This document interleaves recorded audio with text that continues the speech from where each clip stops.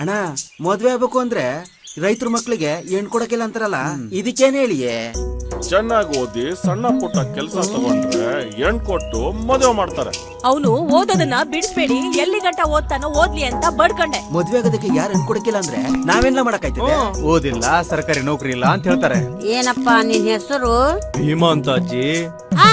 ಸರ್ಕಾರಿ ಕೆಲ್ಸ ವಾಲ್ಮ್ಯಾನ್ ಅವನೇ. ಆ ಗಂಡನ ಕುಂಡಿ ಮೇಲೆ 4 kg ಕಂಡ ಮೌಸಿಲ್ಲ. ಗಿಣಿ ಸಾಕಿದಂಗ ಸಾಕಿದ್ ನನ್ನ ಮೊಮ್ಮಗಳನ್ನ ಆ ಸಣ್ಕಲ್ ಕಡ್ಡಿ ಕೊಡಕ್ ಆಗ್ತದ? ಯಾವ್ದಾದ್ರು ಒಂದ್ ಸಣ್ಣ ಪುಟ್ಟ ಕೆಲಸ ಮಾಡ್ಕೊಂಡು ಅಲ್ಲೇ ಜೀವನ ನಡ್ಸ್ಕೊಂಡು ಹೋಯ್ತೀನಿ. ಕೆಲ್ಸ ಕೊಟ್ರೆ ಮಾಡ್ತೀಯಾ? ನಿಮ್ ಮಗಳಿಗೆ ಒಂದೊಳ್ಳೆ ವರ ಹುಡುಕ್ ಕೊಡೋ ಜವಾಬ್ದಾರಿ ನಂದು. ಅದ್ಯಾವ್ರು ಪದಾಡೋ ಯೋಗ್ಯತೆ ಒಂದ್ ಕೊಟ್ಟವ್ರೆ. ಪದ ಆಡ್ಕೊಂಡು ಇಲ್ಲೇ ಮಂಟಲಿಂಗ ಸ್ವಾಮಿ ಸೇವೆ ಮಾಡ್ಕೊಂಡು ಜೀವನ ಪೂರ್ತಿ ಕಳೆಯೋಣ ಅಂತ ಅದನ್ನೇ ಹಾಡ್ಕೊಂಡು ಸೀತಾಪ್ಪಾಜಿ ಗದ್ಗೆ ಸೇರ್ಕೊತೀನಿ ಬಿಡ್ರಲ್ಲ. ನಿನಗೆ ಮದುವೆ ಆಗಿದ್ಯಾ? ರೈತರು ಮಕ್ಕಳಿಗೆ ಹೆಣ್ ಕೊಡಕ್ಕಿಲ್ಲ ಅಂತಾರೆ. ಒಂದು ವೇಳೆ ಹೆಣ್ ಸಿಕ್ಕ್ರೆ ಸಾಂಸಾರಿಕನಾಗ್ತ್ಯಾ? ನೀನ್ ಯಾಕೆ ನನ್ಗೆ ಇಷ್ಟೊಂದು ಉಪಚಾರ ಮಾಡ್ತೀಯಾ? ನಾನ್ ಸೊಂಟ ಮುಟ್ಟಿ ಅಪಚಾರ ಮಾಡಿದಿಲ್ಲ, ಅದಕ್ಕೆ ಅದನ್ನೇ ಒಂದ್ ಸವಾಲಾಗಿ ತಗೊಂಡು ಏನಾದ್ರೂ ಸಾಧನೆ ಮಾಡ್ಬೇಕಂತ ನಿರ್ಧಾರ ಮಾಡಿವ್ನಿ. ಈ ನಿಮ್ ಕಷ್ಟಗಳಿಗೆ ಯಾರ್ ಕಾರಣ? ಗುತ್ತಿಗೆ ಪತ್ಕೆ ಮಾಡದ್ ಬಿಟ್ಟು ಸಂಘ ಅಂತ ಹೊಂಟೋದ್ರೆ ಮುಚ್ಚಲಾಬಾಯ್, ಇನ್ಮೇಲೆ ನಿಮ್ ಜಮೀನಲ್ಲಿ ಗುತ್ತಿಗೆ ಮಾಡಕ್ಕಿಲ್ಲ. ಮಾಡಕ್ಕಿಲ್ಲ? ಇವಾಗ ಏನ್ ಮಾಡ್ಬೇಕು ಅಂತೀರಾ? ಅವ್ರು ಬೆಳೆದಿರೋ ಬೆಳೆನ ಕತ್ತರಿಸಿ ಬಿಸಾಕಿದ್ರೆ ಹೊಟ್ಟೆಗೆ ಹಿಟ್ಟಿಲ್ದೆ ನನ್ ಜಮೀನಲ್ಲಿ ಕೆಲಸ ಮಾಡ್ತಾರೆ. ಈಗ ಅವ್ರ ಜಮೀನ ನಾವು ಗುತ್ತಿಗೆ ಮಾಡೋದ್ನ ಬಿಟ್ಟಿದೀವಲ್ಲ, ಅದಕ್ಕೆ ಈ ಹೊಸ ವರ್ಷ ತೆಗ್ದಿರೋದು ಇವ್ರು. ಹೌದು ಸರ್, ಹೌದು. ಆ ಹಾಳಾದ ಇಸ್ಕಂಡಯ್ಯ ನಮ್ಮ ಹೆಸರಲ್ಲಿ ಸೊಸೈಟಿಲಿ ಬೆಳೆ ಸಾಲ ತಗೊಂಡು ವರ್ಷ ವಾಪಸ್ ಕಟ್ತಿದ್ದ. ನೀನ್ ಯಜಮಾನ್ಗೆ ಬುದ್ಧಿ ಇಲ್ಲ ಬಿಡು.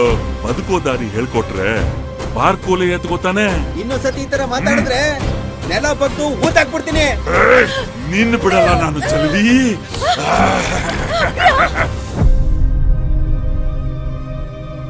ನಿನ್ಗೊಂದ್ ಮದ್ವೆ ಅಂತ ಮಾಡ್ಬಿಟ್ಟು ಕಣ್ ಮುಚ್ಕೊಂಡ್ರೆ ಸಾಕು ಅಂತ.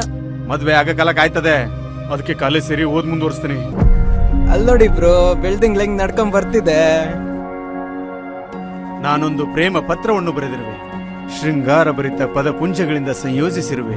ನನ್ ಕೈಗೆ ಸಿಗಾಕೊಳ್ಳಿ, ಆಗ್ ನೋಡು. ಇಲ್ದೇ ಇರೋ ಖ್ಯಾತೆ ತೆಗೆದು ಗುಟ್ರ ಹಾಕಕ್ ಬಂದ್ರೆ ಗಂಟ್ಲು ಕಿತ್ತು ಗಟ್ರಕ್ ಬಿಸಾಕ್ಬಿಡ್ತೀನಿ, ಹುಷಾರ್.